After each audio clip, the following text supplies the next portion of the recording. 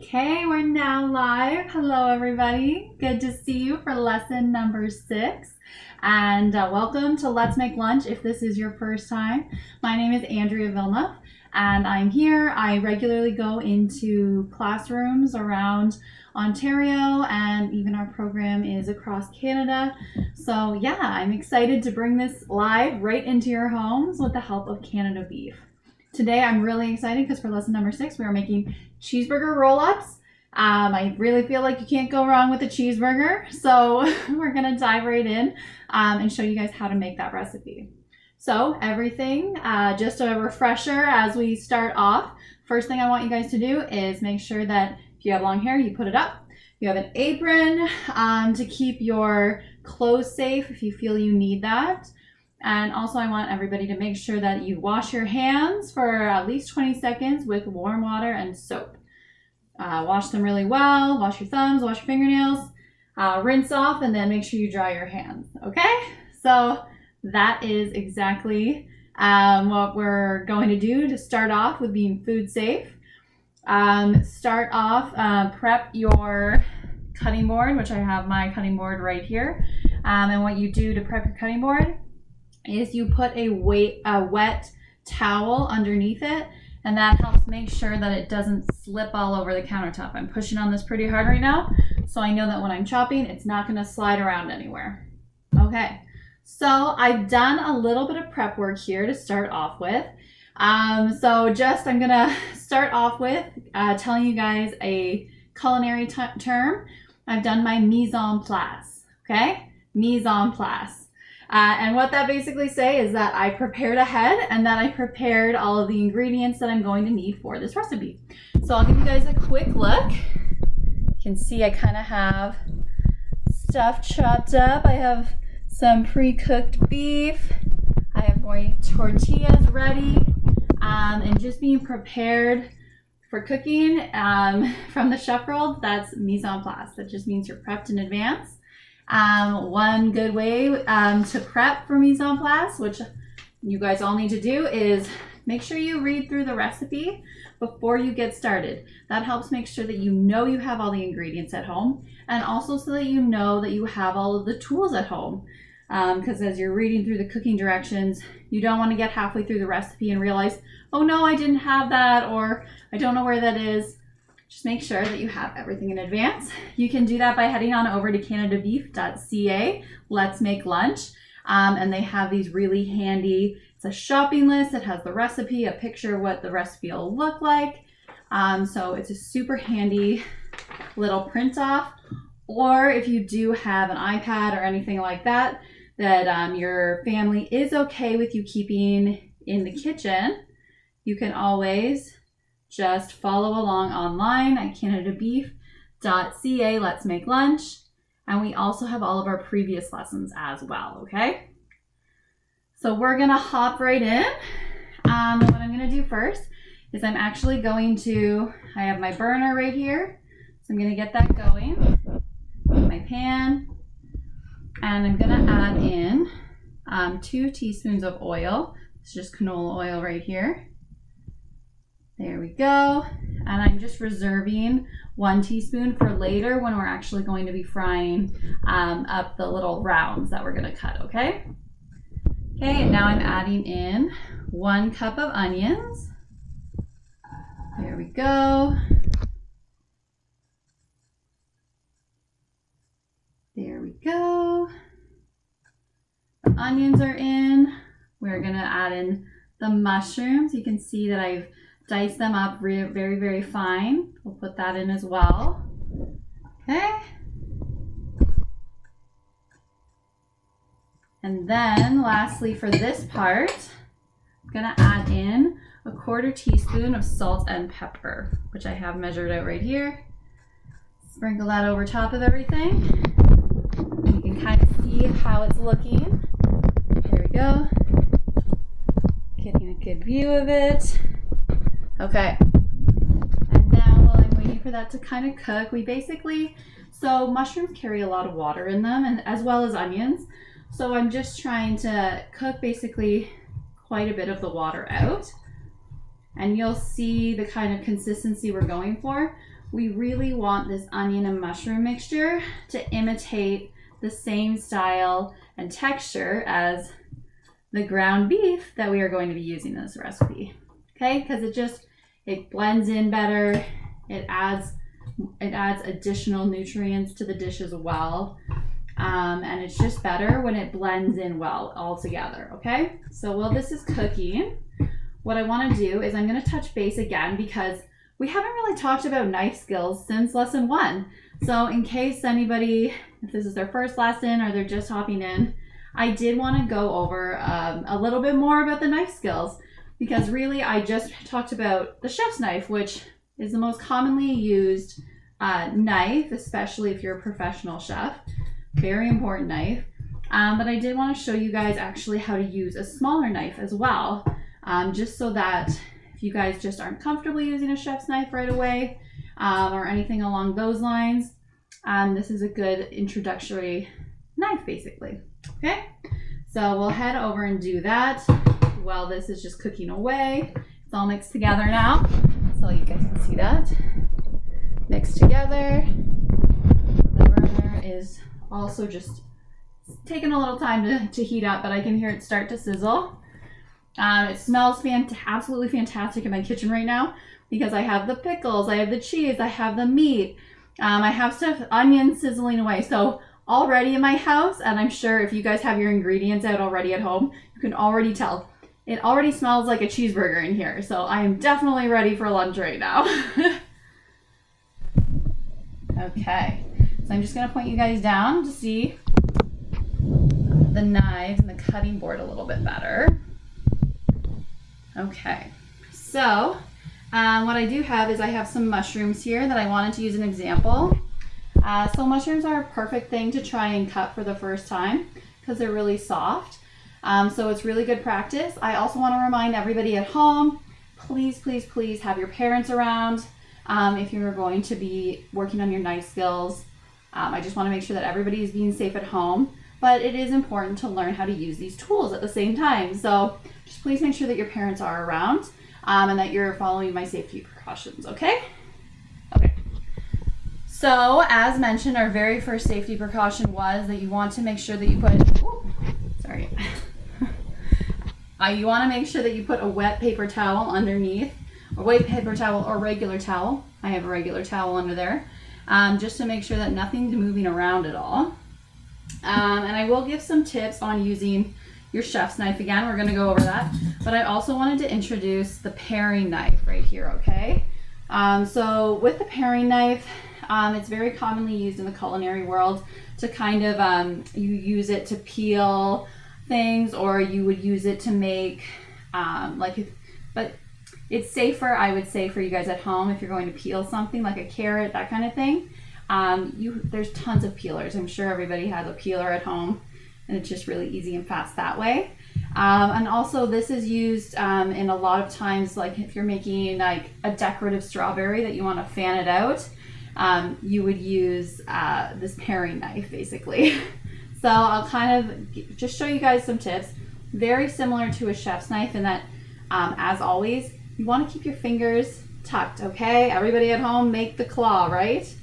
Because basically you want to make sure that the knife can't hit any of your fingers, right? And make sure your thumb is always behind these fingers that are straight, okay? Never like this, because that's dangerous. Always make the claw, okay? Keeping your fingers tucked back. Very important, okay? Okay, so as I mentioned, I did cut up the mushrooms all nice and small. So how I did that is, first of all, anytime you're dealing with mushrooms, you want to clean them off. I purposely picked some that have a little bit of dirt on them. You can see that there. So you can actually rinse your mushrooms, but you want to make sure that you don't soak them, okay? So don't keep them in water for a long time, but you can rinse them off in a colander, okay? And this is the other option. You can just wipe them clean with a damp towel, and that will take off any surface debris, okay? So that's how you clean off mushrooms. And that's a good tip. Anytime that you are going to be cutting vegetables, make sure you wash them. You just have to put them under water and wash them, or sometimes you will have to soak them a little bit. But for the most part, giving it a very good rinse under the tap is sufficient for washing your vegetables. Okay? Okay, so now that we have our clean mushrooms, remember you're going to make the claw. This is a round item, so you want to cut through, right? And when you see, when I was cutting, the tip of the knife stayed on the board the entire time, and I cut with the heel of the knife, right? Here we go. You kind of see that. Try and give you from as many different angles, right? And you can just keep going, basically. Okay? There we go. And it's that simple. To get them as tiny as I did, you basically want to run a knife through it quickly. So once again, you leave the tip of the knife on the board, and you're just dropping the heel down. Okay? Your fingers are safely out of the way, and you're getting a nice small dice. Well, chop, really, because it's rough. There we go. Then you clear it off, always pushing away from the blade, not ever up towards. And this also has another important, anytime you're using a sharp knife, whether it's a chef knife or it's a paring knife, what I want you guys to do is when you're carrying it, can't really see it, I'm a little short here, but you want to carry it at your side, pointing down, okay? That's how you walk around the kitchen with a knife. Another very important tip is when you're putting your knife to be clean, do not put it in the sink, especially if the sink is full of water, because somebody can put their hand in the water and start rooting around, trying to unplug it or figure out what other dishes are in there, and then they can get hurt, okay? You don't want anybody to get hurt in the kitchen ever. So basically, if the sink is full of water, put the knife next to the sink, and if you're doing the dishes, good, you know the knife isn't in the sink. But if somebody else is doing the dishes, just tell them that you're placing the knife to be clean next to the sink. Okay? Safety first. Okay, guys? I want you guys to all be super safe at home so that nobody gets hurt. Okay, this is coming along super well. Kind of lift it up. You guys can take a look. See how it's all going. Actually, I'll lift it up this way. Here we go. So you can see it's getting pretty well cooked. You can see little brown bits. And these little brown bits are actually mushroom and onion that have caramelized. So that's like that. It adds just so much depth of flavor. So anytime you see that, that's perfect. What you want to do is kind of utilize some of that moisture that came out of the mushrooms and kind of scrape it off the bottom of the pan so that it gets mixed all in with the mushrooms and with the onion as well. Okay? So that's going to be done super soon. So I just want to hop back and show you guys how to use a paring knife, basically. Okay, so paring knife, kind of a similar situation. It's a smaller blade, so you might feel more comfortable with it. You are going to be, the major difference with a paring knife is that you're going to be cutting using the tip of the knife, okay? It's not one where you try and use the heel. So basically, but you still want to use your claw finger. And you can see that, so it's very similar, right? You're still using the claw and you're still keeping your fingers out of the way, but you're using the tip of the knife to kind of cut everything. And you can see that this can kind of give a very just precise result. So that's why a lot of people like to use a paring knife. I feel like in general, a chef's knife, so the bigger knife we were using earlier, just helps things get done faster. But if you want like a very precise cut, precision cut, then a paring knife is definitely what you should be working with. But you can see in terms of knife safety that the rules are pretty similar. The claws. So important in knife safety. So I'm just gonna keep cutting up these. These are dill pickles, which taste very delicious on cheeseburgers. So I'm sure you know why I'm doing this right now. It's gonna go into our delicious filling.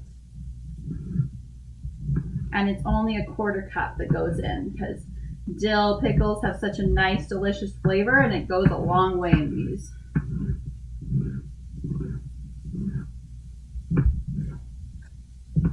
Okay, so I have my nice 1/4 cup of dill pickles ready to go.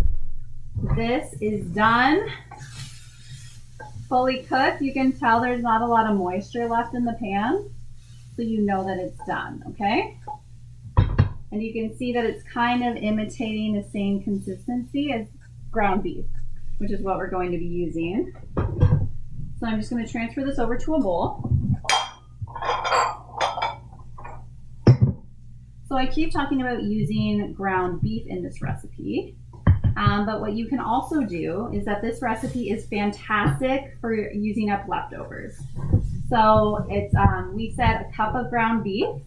So that could be anything from, if you made big batch beef, if you remember from lesson number 1, our big batch beef, you can use a cup of your big batch beef. If you had a roast beef dinner, maybe the night before, and you want to use that for something a little different, what you can do there is, so if you've had roast beef the night before, you can just really use your paring knife. It would be good paring knife experience to just cut up your roast beef into really small pieces, and that can also work. But as mentioned, what I'm using today personally is that I do have my ground beef right here. So I'm going to be putting ground beef into the bowl along with the mushroom and onion mixture, okay? So 1 cup right there. There we go. Perfect, perfect, perfect use of leftovers. Now I'm just gonna read my recipe, right? So we're reading through our recipe to make sure that everything is going in here that needs to go in here. So we put in the first ingredients, obviously, the mushrooms, onions, salt and pepper, and the ground beef, or your leftover beef, whatever you prefer to use. Now we're gonna add in our dill pickles. Yay! I don't know about you guys, but I absolutely love dill pickles, so I am excited for that addition into this. So put the dill pickles in the bowl. Here we go. That's about a 1/4 cup. Right there. And then I add in 1/2 cup of cheddar cheese, shredded cheddar cheese. There we go. As always, remember you can use whatever cheese you have at home, whatever makes it easier. So if you have marble cheese, go for your marble cheese. Cheddar, what you guys have at home, I'm sure will work. If you like it on a burger, you're gonna like it in this wrap, okay? And then next down the list is ricotta cheese. So this is, it's kind of gonna wash out there. So ricotta cheese right here. It's kind of like a very fine cottage cheese. So you might think that you've never had ricotta cheese before, but you probably have if you've had lasagna. It's a very common ingredient in lasagna. And in addition, it's just in general used in Italian cooking. So that is going to be added in there as well. And really what the ricotta cheese is going to do is it's going to help kind of bind everything together, because a huge part of this is that the filling itself, the beef cheeseburger filling, has to be sticky so that it kind of sticks the roll together as you're rolling it out. So that's the role that the ricotta cheese is playing in this dish today, okay? And then we're just gonna mix it all up. That easy. That's the filling. There we go. So you just kind of mix everything up.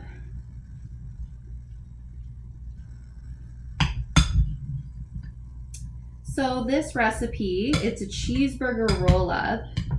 but you might not know it is very similar concept to if you are making a Mexican dish called antojitos that you'll often see on restaurants.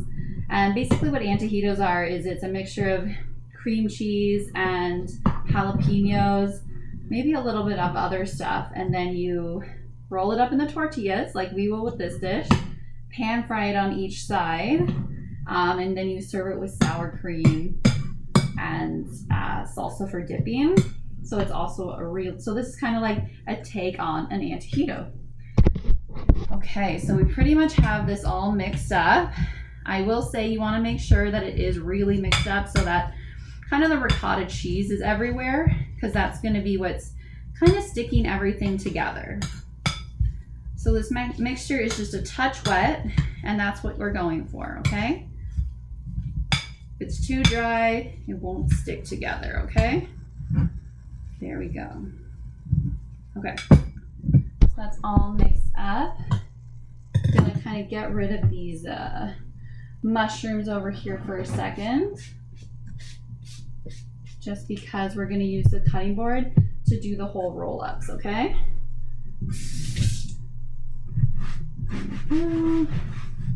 Okay, this is the part that I'm excited for. I love this part of it, just because it's so simple.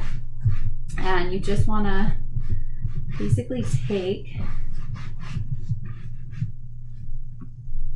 I'll show you how to layer the 2 tortillas, okay? I'm just going to put you guys down.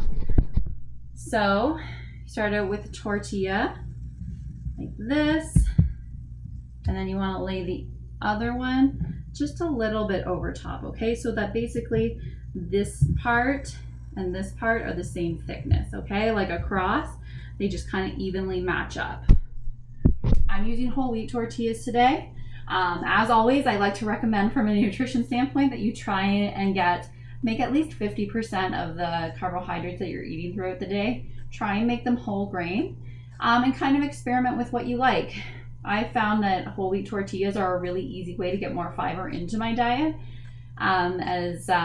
because they just taste similar to the white tortillas. So that is why I personally am using the whole wheat tortillas.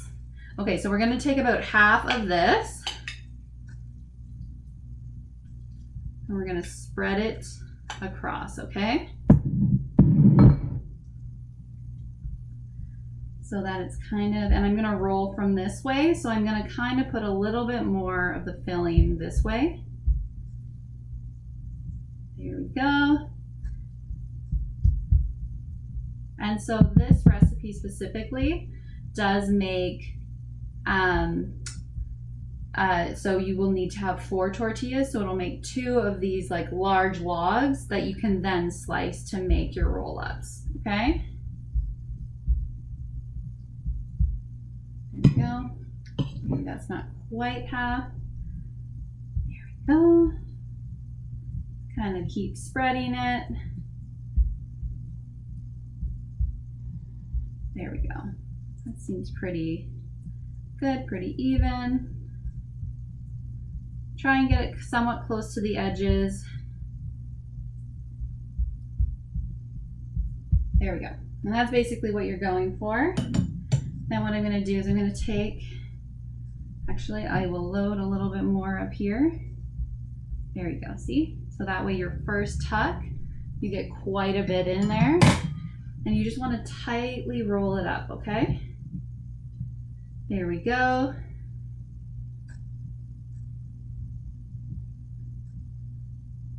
We're rolling, we're rolling. There we go. And when you get to this, because that might freak you out a little bit, just keep it tucked, okay? And keep rolling. There we go. That easy. And that's how you have that nice little log right there going. Okay, I'm just gonna prep my pan a little bit because I want to make sure that it's nice and hot for the moment when we do actually slice this and start frying it, okay?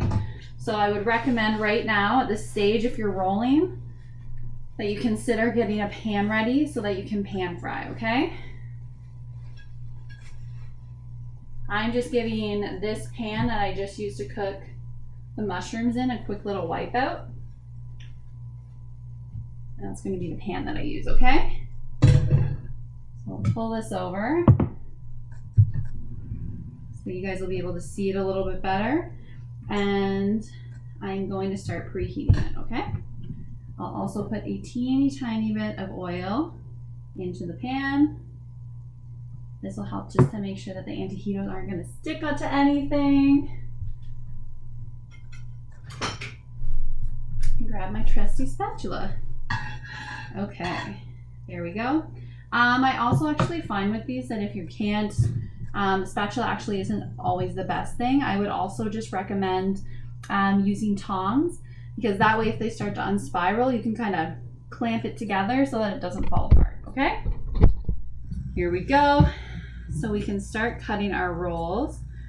You could also use, oh, look at me, right on camera. Always keep your fingers tucked. Even I forget from time to time. There we go. The first one you might want to just eat on its own and it won't be as tight. You can kind of get the picture of them being rolls. The ones closer to the center will be closer to actual roll-ups. There you go. Isn't that beautiful? You can see everything kind of in there. I'll absolutely love this as a finger food. I absolutely love eating finger foods as a dinner option. It just tastes so good. And it's really fast. This is the perfect snack for after school as well. You can also freeze these and then you just kind of pan fry them up to thaw them out and to crisp them up on the sides. So this is an absolute perfect snack idea as well. And it's just such a fun way, a fun take on the classic cheeseburger, really. And even better is that this is just something that I find like that is just very friendly for everybody at home to kind of enjoy, and a little bit different. I know that this is definitely true that people enjoy this recipe just because on the Canada Beef website, it is one of the more popular recipes for family-friendly recipes. So people do just really enjoy this. There we go.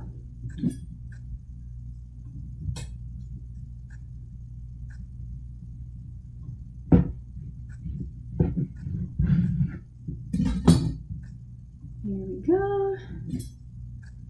We'll just do one more and then we'll get these guys going in the pan, okay? Because that's really the fun part that I absolutely love. It's putting them in the pan. So here we go. You can hear it kind of sizzle right away. I just did that a little bit to get a little bit of oil on the bottom. Here we go.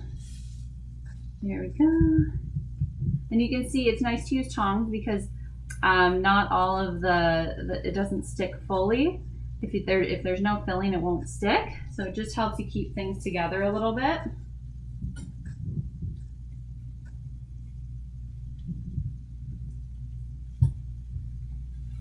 Yum! They are cooking away. You can hear them sizzling, or I can hear them sizzling. I hope you guys can at home.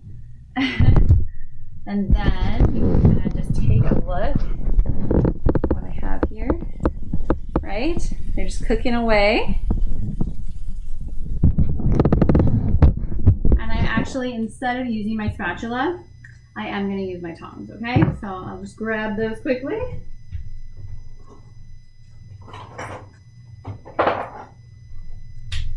Here we go. Okay, so these really don't take long at all at this stage because you just need to cook them for about 30 seconds on each side. Just enough to get like a nice little crispiness. So in the meantime, I'm going to show you guys how to make a little sauce to go with it. I'm going to tell you just how easy it is. It is literally ketchup and a little bit of mustard that goes into the ketchup, okay? So that's it. That is the secret sauce that we are going to be dipping our cheeseburger roll-ups in today. So I'll just show you guys. Mix it well. So this will be our version of a secret sauce. I hope you guys are okay with that today. There you go. Just that simple. Now we have a nice little dipping sauce for our little cheeseburger antojitos, our cheeseburger roll-ups. Okay, so I'll kind of hold it up. You can see it's browned. And I'm just using my tongs to kind of flip everything over. I'll kind of pull it over. Maybe you guys can see me as I'm working away. Not sure if you guys can quite see inside the pan. Here we go, yeah. So there we go.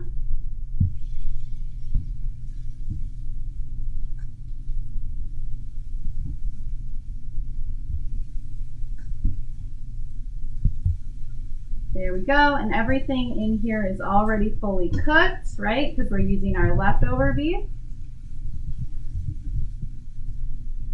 Which means that they are food safe because we're really just reheating it at the end of the day. Okay, so to go along with my cheeseburger roll-ups, there we go. I have my carrots and I have some sliced up cucumber. Something else that would be really, really good with this is I really like snap peas. They're really easy. All you have to do is give them a wash and then you eat the whole thing. So if you're looking for a new vegetable that's just really easy to grab and go, absolutely love snap peas. They're nice and sweet as well. Okay, so now these are done, both sides. So I'm just gonna put 3 or 4 on my plate and that'll be my lunch. So I'm super excited for these. This is absolutely one of my favorite meals. There we go. And honestly, I really hope, I want to know how you guys feel at home. Do you guys like this recipe? How did yours turn out? Is there any tips or tricks that you guys have that you want to share? Please feel free to show us a picture. We'd love, love, love to see how you guys are doing with the program at home. I mean, it's nice to see all of those beautiful pictures. Some of you guys have been passing along photos and I absolutely love it. Love your updates. So here's my little plate, my lunch plate. You see it all done up. I put a little bit of dip there as well. I'm just gonna give it a try right now. There we go, a little bit of our secret sauce.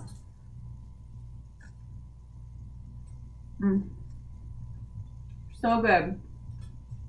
Just like a cheeseburger, but in a cute little roll. Absolutely can't be beat. Thank you so much for joining me for Let's Make Lunch, lesson number 6. I'm really excited for next week, lesson number 7. And we're going to be making beef koftas with tzatziki bean dip. Tzatziki is one of my absolute favorite flavorings, and the koftas absolutely cannot be beat. Such a good flavor combination. But yes, so looking forward to seeing you guys all back here next week with me for lesson number 7. And thank you so much for tuning in. Bye guys, enjoy your lunch.